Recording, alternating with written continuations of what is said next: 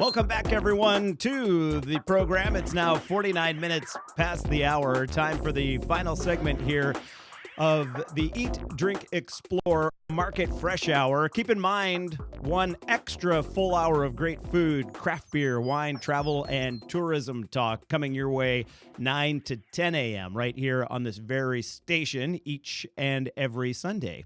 You know how much we absolutely love sustainable business ideas here on Market Fresh. I mean, that's our flagship conversation just about every single week. And this morning, we have a great one for you. I think you can all get behind this one.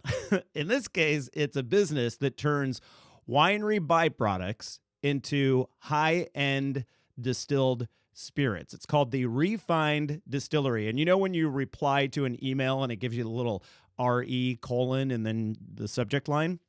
Well, that's how this is laid out. It's like you're responding to something, find distillery. It's in Paso Robles. It's part of the Villicana winery. I believe, I'm going to have to double check with our guest here, that it is San Luis Obispo's first distillery, post-prohibition maybe?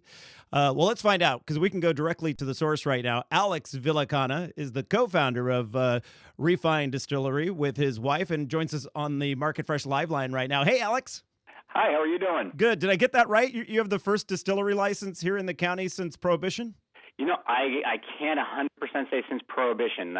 We are definitely the first operational distillery here in the area in quite a long time.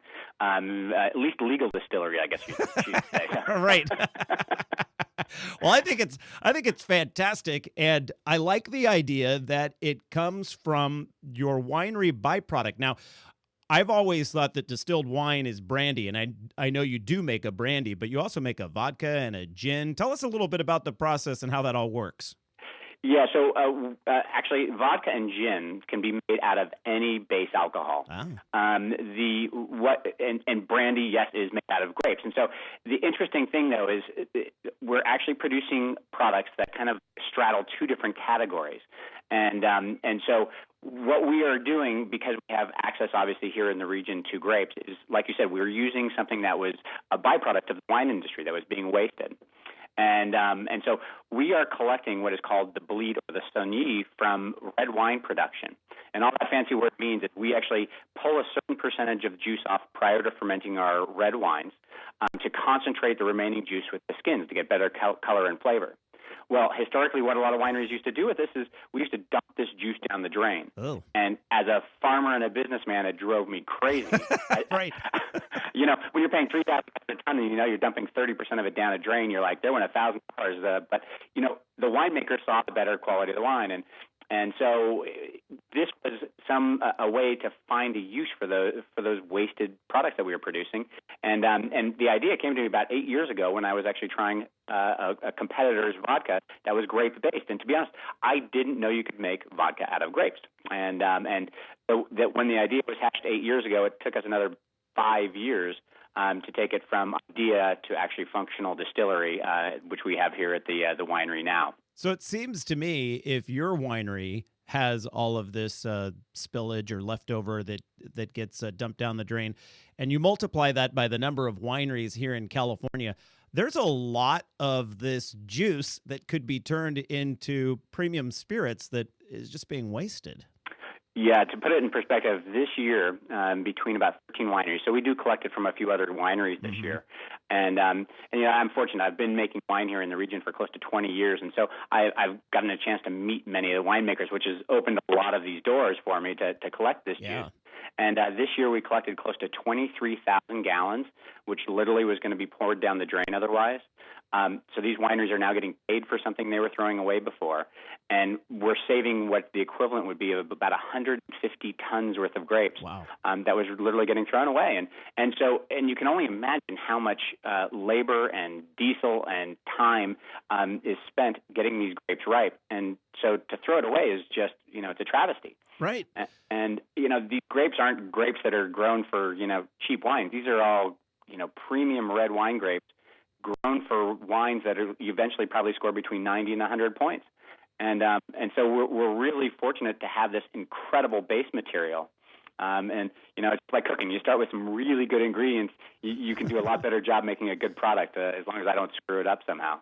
Well, your product has all the buzz, and I was looking at the list just this morning of the restaurants that are carrying your brand, and it is a who's who of great restaurants, not just in the Paso Robles area, but we're talking up in Sonoma and Napa. I saw a number of great places I love to go to in Healdsburg. You have pretty good reach. Yeah, no, it's been exciting. It's fun because I think people kind of really understand the story once they actually hear it. It kind of it gets a chord with them where they actually see that we're not just doing this because it would be cool to have a distillery, but we were finding a use for something that was being wasted, and really kind of that whole sustainable message. We are farmers, and we're really trying to be stewards of the land in everything we do, and to basically be able to use 100% of what we're producing is a neat story. And then when you have a great product to follow it up, I mean, I got to admit, I've been making wine for 20 years. It is hard to sell wine. When I first went out and sold this product, I was like, man. Why wasn't I doing this all along? Exactly. So it was actually, I think it went to my head for a little bit. But it is, when you actually get to some of the other markets, it is a little bit more challenging. But I tell you, the local support has been incredible. And we're really fortunate to have such great restaurants here in the area that really support things that are produced here local.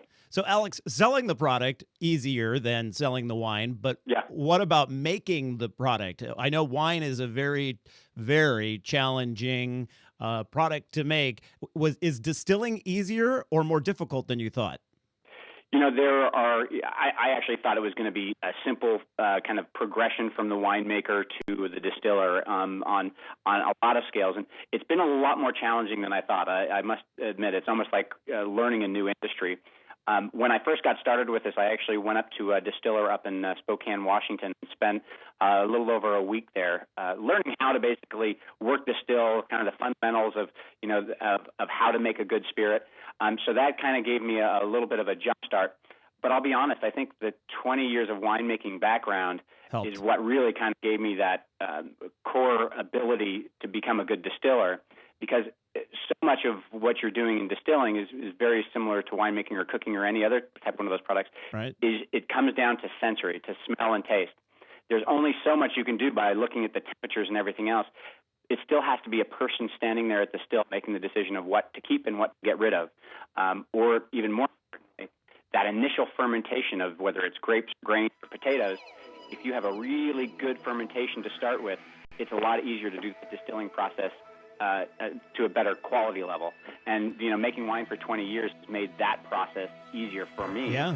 And, and it's fun. I've been making wine for such a long time. It's fun to get my arms around a new project that is similar but different in the same sense. Alex Villicana, co-founder of Refined Distillery. I encourage you to go to their website, refineddistillery.com. There's a great video there with my friend Adam Montiel on mixing up a really good cocktail using the ingredients here from Refined. Alex, thanks for joining us today. Best of luck. Well, thank you very much, and please get a chance to stop by the distillery. We'd love to show you around. Will do.